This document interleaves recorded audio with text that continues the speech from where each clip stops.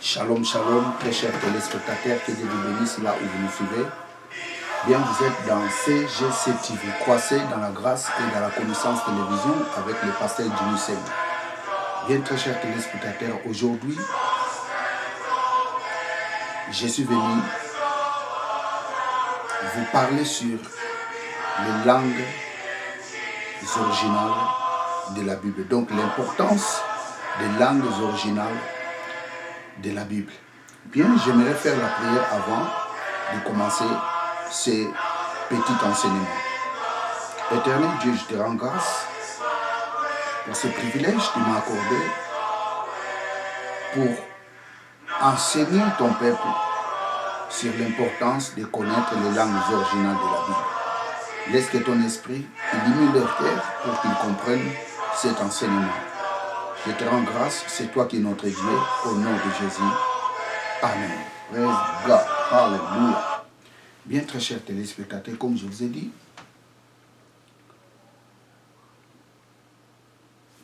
le thème de cet enseignement est intitulé « L'importance de connaître les langues originales de la Bible ». Vous savez, il est important à un homme de Dieu ou à un enfant de Dieu de connaître les langues originales de la Bible. Parce que si vous avez la connaissance des langues originales de la Bible,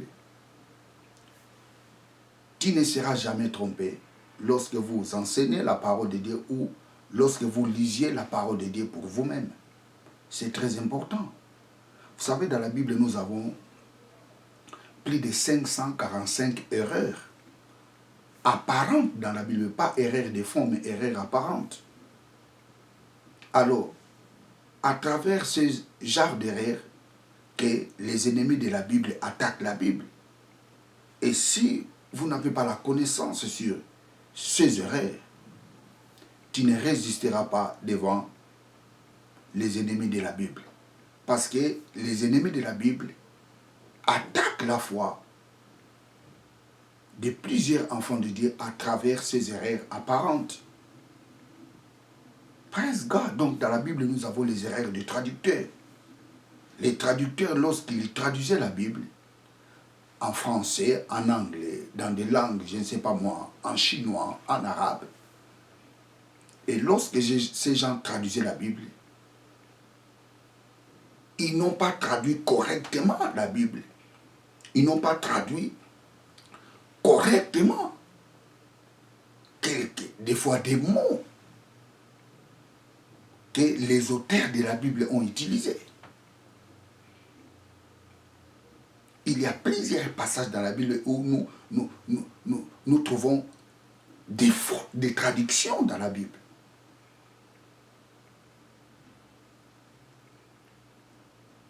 Mais si vous avez la connaissance des textes originaux, vous avez la connaissance des langues originales de la Bible, et à chaque fois lorsque vous lisez la parole de Dieu, et vous lisiez des textes originaux, vous ne serez jamais trompé. Donc dans la Bible, nous avons les erreurs des traducteurs. Nous avons aussi des erreurs des copistes, c'est-à-dire des massorettes. Et aussi, ils ont commis quelques erreurs lorsqu'ils traduisaient la Bible.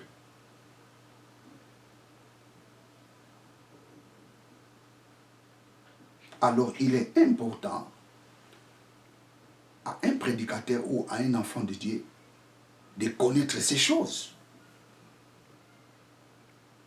Et c'est ça même l'importance de faire la théologie.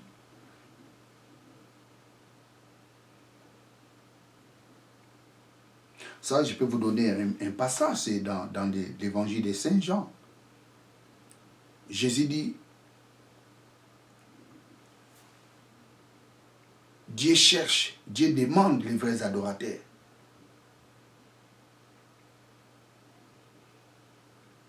Et dans d'autres versions, qu'est-ce qu'on dit? Dieu demande les vrais adorateurs. Mais si vous lisez d'autres versions, qu'est-ce qu'on dit? Dieu cherche les vrais adorateurs. Il y a une grande différence entre demander et chercher. Or, la vraie traduction, Dieu ne demande pas les vrais adorateurs, mais Dieu cherche les vrais adorateurs. Parce que le mot qui est là-bas, grec, c'est zeteo. Aïteo, c'est demander. Dieu cherche les vrais adorateurs. Dieu ne demande pas les vrais adorateurs. Et quand quelqu'un prêche, Dieu demande les vrais adorateurs, et l'autre prêche, Dieu cherche les vrais adorateurs, et vous allez écouter deux prédications différentes. C'est ça l'importance de connaître les langues originales de la Bible. Il y a plusieurs passages qui sont comme cela dans la Bible. Et ça, ce sont des erreurs de traducteurs.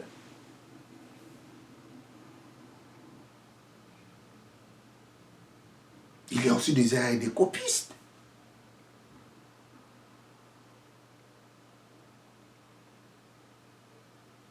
Praise God, hallelujah.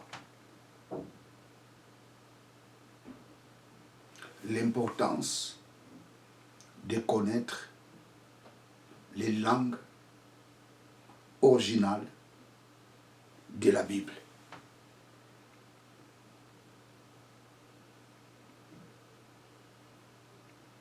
Praise God. Vous savez, très chers téléspectateurs, vous savez des fois, même moi aussi, j'ai commis ce genre d'erreur. Prophète en hébreu, c'est Nabi. Moi aussi, je disais cela. Ce n'est pas vrai. Prophète en hébreu, ce n'est pas Nabi, mais c'est Navi.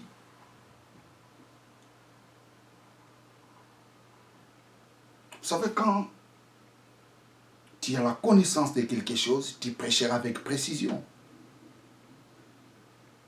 Si tu n'as pas la connaissance de ces choses, tu prêcheras en tâtonnement. Je vais écrire le mot Navi en hébreu.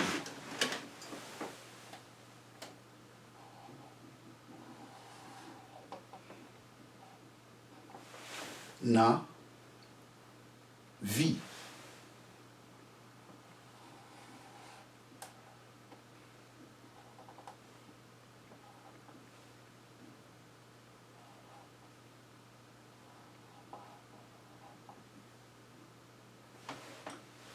Na, vie.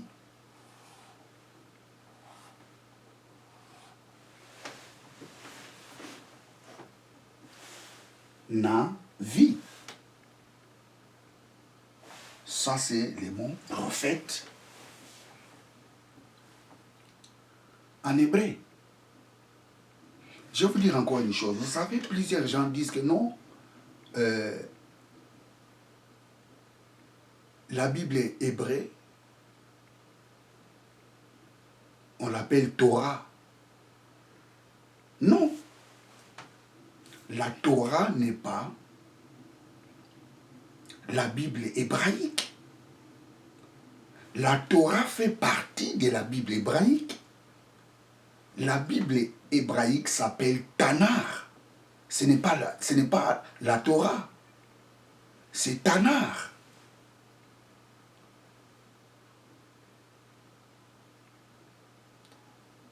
Je peux écrire Tanar.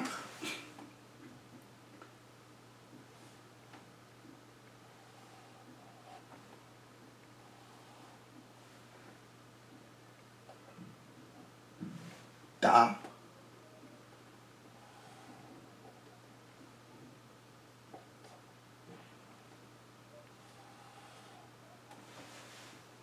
Tanar.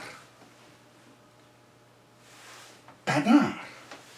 Ça, c'est la Bible hébraïque. Et dans la Bible hébraïque, vous avez les Torah ou la Torah. Vous avez la Torah,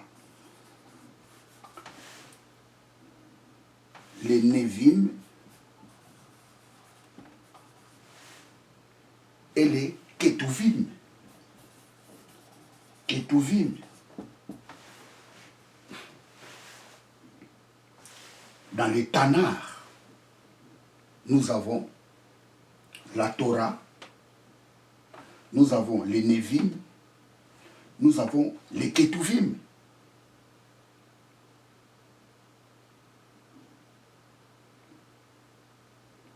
Praise God, hallelujah, praise God. Torah signifie loi. Nevim signifie prophète. Donc les mots Nabi,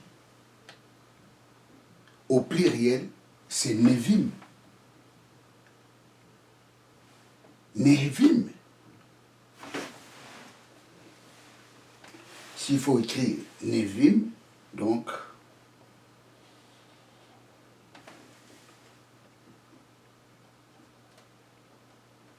né,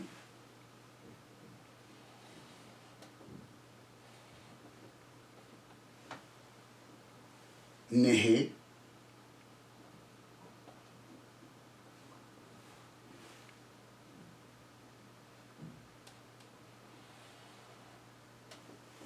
Nehe, Nevim.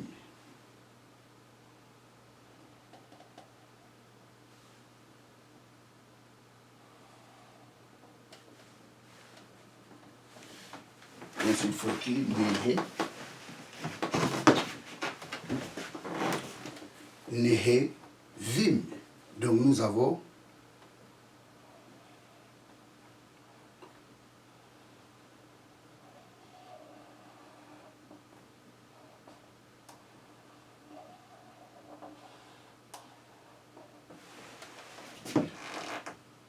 Nehevim. Nehevim signifie les prophètes. Nabi, au pluriel, c'est Nevim.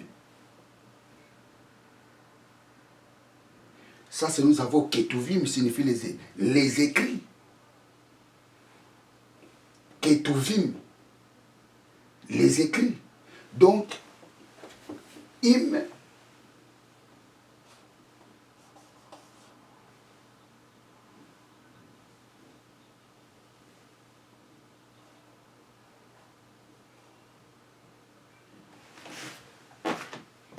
au pluriel. Quand vous voyez le mot im au pluriel, en hébreu c'est au pluriel. Quand vous voyez im, c'est au pluriel. Nous avons Nevim, signifie les prophètes. Nous avons Ketuvim, signifie les écrits. Donc c'est la même chose avec le mot Elohim.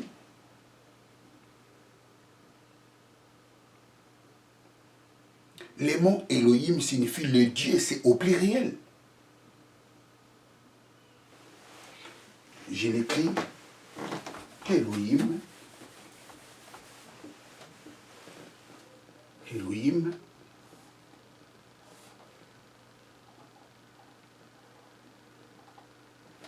He.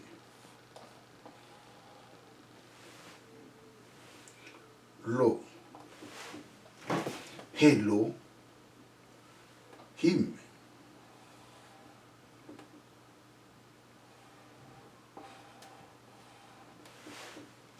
Hello. Him.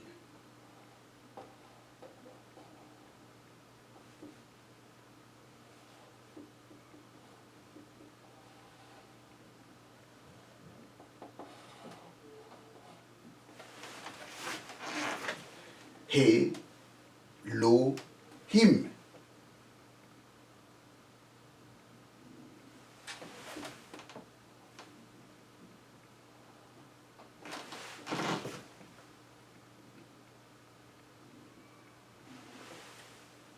Tous les hymnes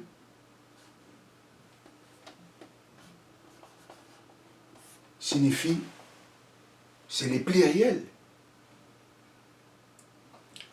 Le Dieu de la Bible est trinitaire.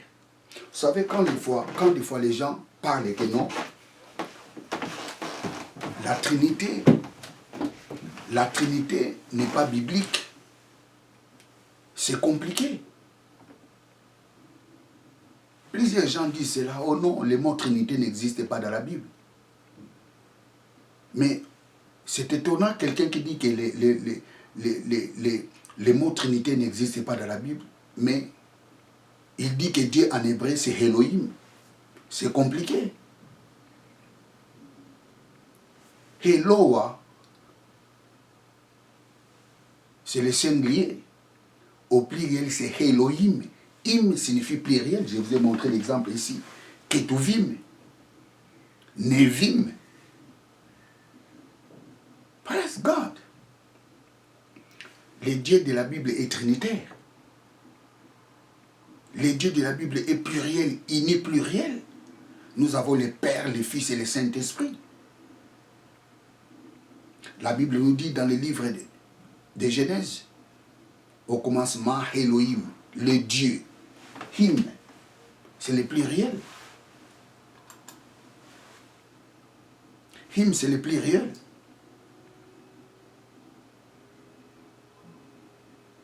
Donc, quand quelqu'un connaît les textes originaux, des fois, il n'a pas le temps de faire des débats dans des choses dont on ne pouvait même pas faire un débat. Le Dieu de la Bible est trinitaire.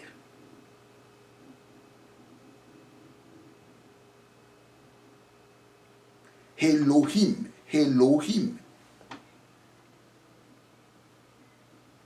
En français, le Dieu. Au commencement, le Dieu créa les cieux et la terre. Mais les traducteurs nous l'ont traduit par Dieu. Je ne sais pas, peut-être ils avaient peur de les traduire comme Dieu. Je ne sais pas pourquoi ils l'ont traduit par Dieu, mais c'est que nous savons un seul Dieu.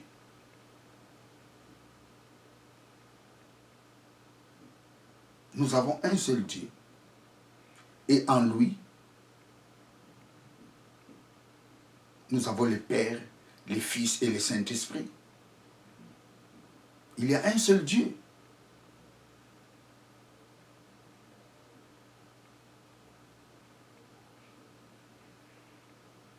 Je reprends, il y a un seul Dieu.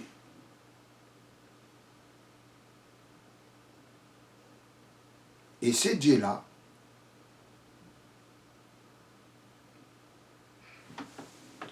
je dirais, ces dieux-là sont trois. Mais ces trois font un seul Dieu. Voilà la meilleure explication.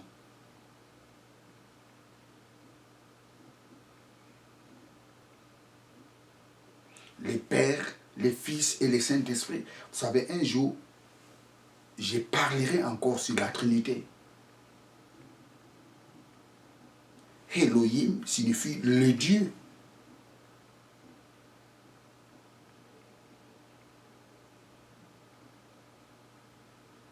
Nous avons le Père, le Fils et le Saint-Esprit.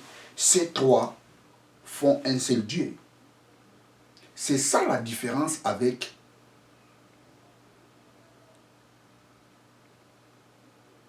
ceux qui font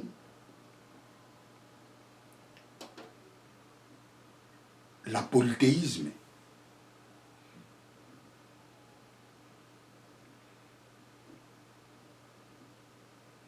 Le christianisme est monothéique, pas polythéique.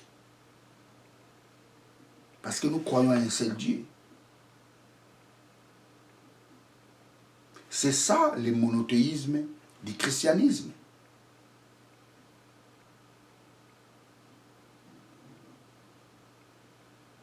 Le Père et le Fils et le Saint-Esprit font un seul Dieu. C'est ça la différence. Donc, Elohim, Him c'est le pluriel. Donc, on ne peut jamais faire un débat sur la Trinité. Parce que le mot Elohim démontre la nature de Dieu.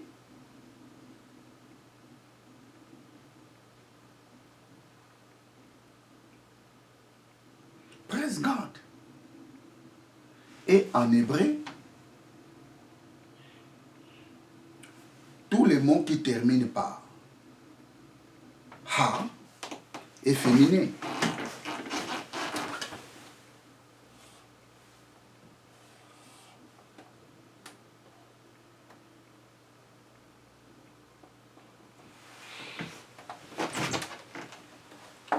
Par exemple, Sarah, j'ai fait comme ça.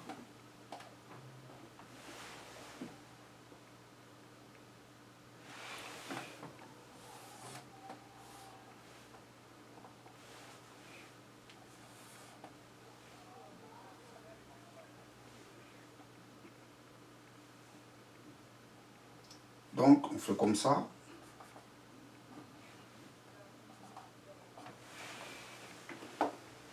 Sarah ou Shara, qui signifie princesse.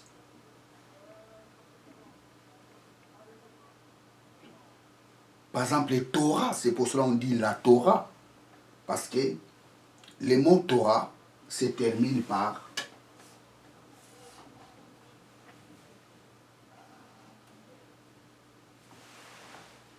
He avec un A.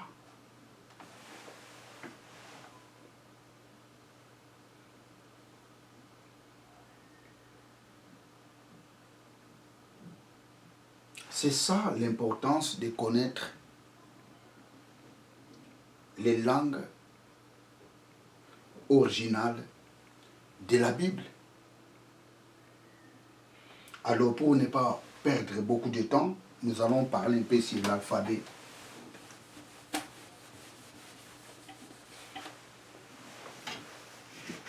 Hébraïque. Donc dans l'alphabet hébraïque, nous avons d'abord Aleph. L'alphabet hébraïque a 22 lettres. Nous avons Aleph. Nous avons Bet. Un jour, je parlerai sur ces points et pourquoi les bêtes s'il n'a pas les points. Aleph, Bet, nous avons Gimel. Et un autre Gimel n'a pas un point. Et c'est pourquoi on appelle ça Dagues. Donc ça, c'est le G. Ça, c'est J. Donc j'en parlerai un autre jour. Nous avons Dalet.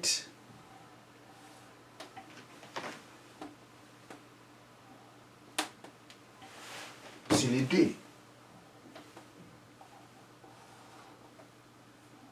Et nous avons un autre D qui n'a pas un point. Nous avons les He.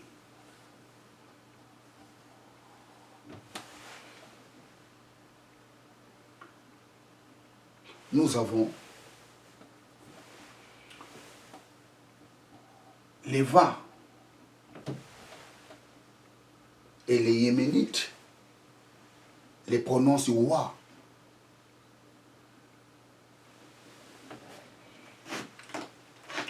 Nous avons Zaïn.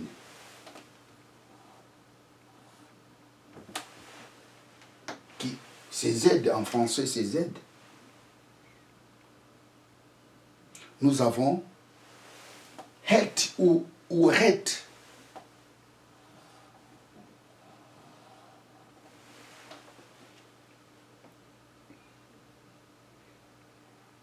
Nous avons Tête.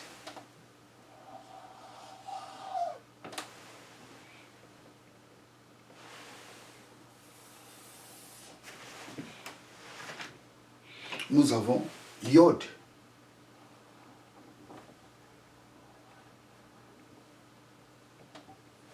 Nous avons Yod. Nous avons Kaf.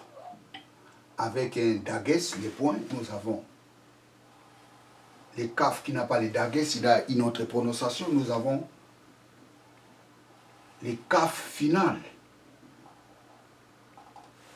qui est différent avec les Dalet, différent avec les Va. nous avons les lamèdes, les L. Nous avons les mêmes.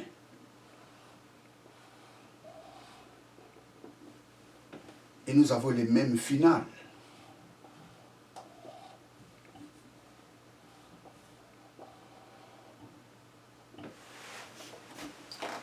Ça, c'est les mêmes finales. Donc, M en français. Nous avons les nouns. C'est-à-dire N. Et nous avons les nouns finales.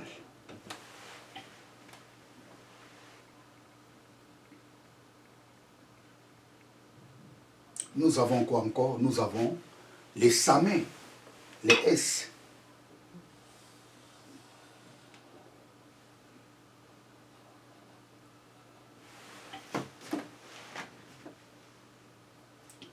Nous avons les samés.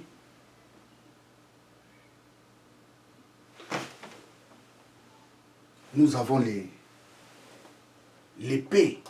Nous avons un dagues et puis et nous avons un P sans dagues. Il a une autre prononciation. Et nous avons les P finales.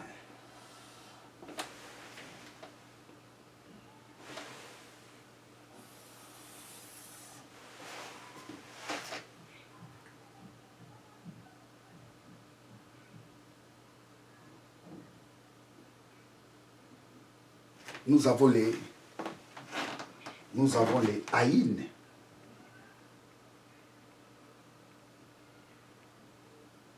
Oui, nous avons les haïnes.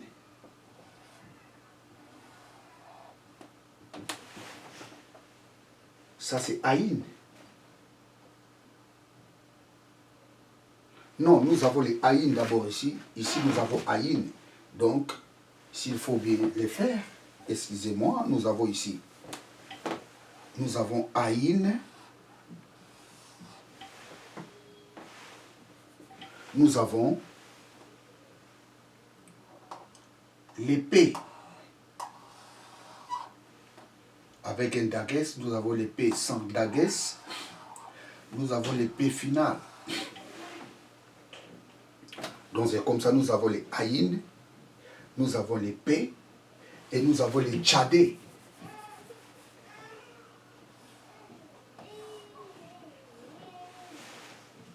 Et nous avons les tchadés finales.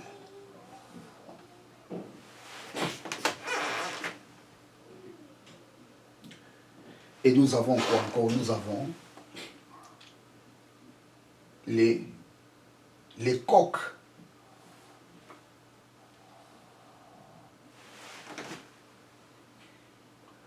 Après les coqs, nous avons les rech. Les rech, c'est comme rouler. Nous avons les rech. Les rech.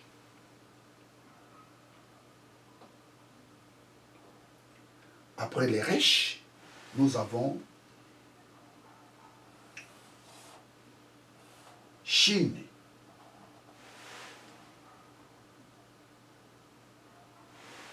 Et nous avons encore Sin. C'est différent. Chine. Ici, nous avons Sin. Et enfin, nous avons les Tav. Avec un point et les Tav qui n'a pas les points. Donc s'il faut compter, nous avons 1, 2, 3, 4, 5, 6, 7, 8, 9, 10, 11, 12, 13, 14, 15, 16, 17, 18, 19, 20, 21, 22.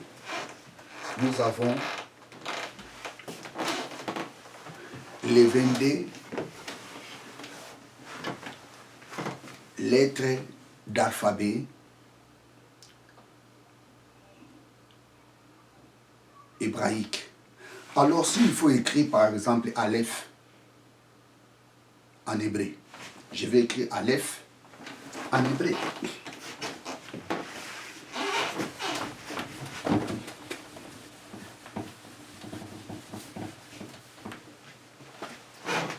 Aleph en hébreu. Donc nous avons Aleph. S'il faut écrire en hébreu, je vais écrire comment?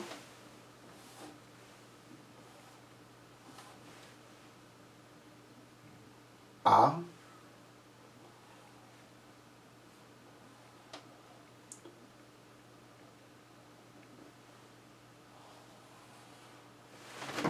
Aleph. Aleph. Ça, c'est les serrés. Ce sont des voyelles. Ces voyelles, cette voyelle, on appelle ça serré. En hébreu, la voyelle, on appelle ça les kibout. Plutôt les nekoub. Les nekoub, qui signifie voyelle. Les kibout, c'est où? La voyelle ou, en hébreu, c'est kibout. Donc les nekoub, c'est la voyelle.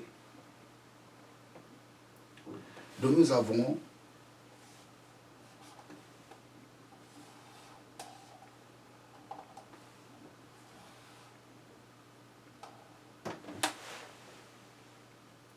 bête. S'il faut écrire bête, donc j'écris comme ça, bête.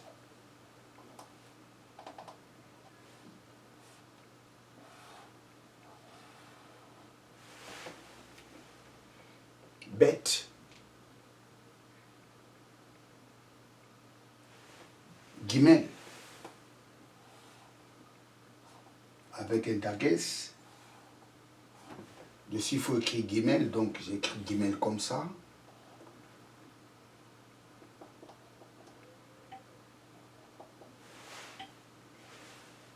Guy.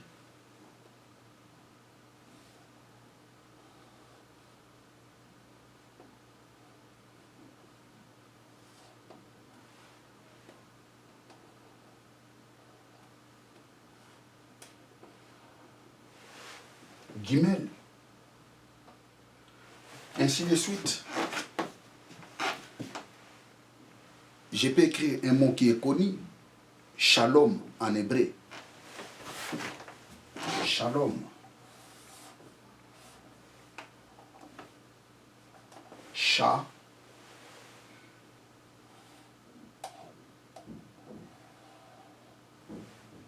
Shalom.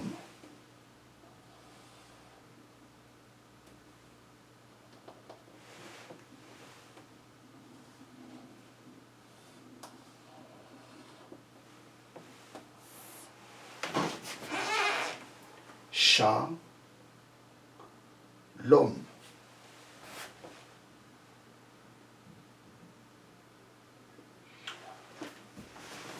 C'est ça l'importance de connaître les textes originaux dans la Bible. Je ne suis pas spécialiste en hébreu, mais devant les textes originaux de la Bible, je saurais quand même lire et comprendre l'importance ou l'essence des mots que les auteurs de la Bible ont employés. Et quand quelqu'un connaît les langues originales de la Bible, il sera convaincu de tout ce qu'il prêchera.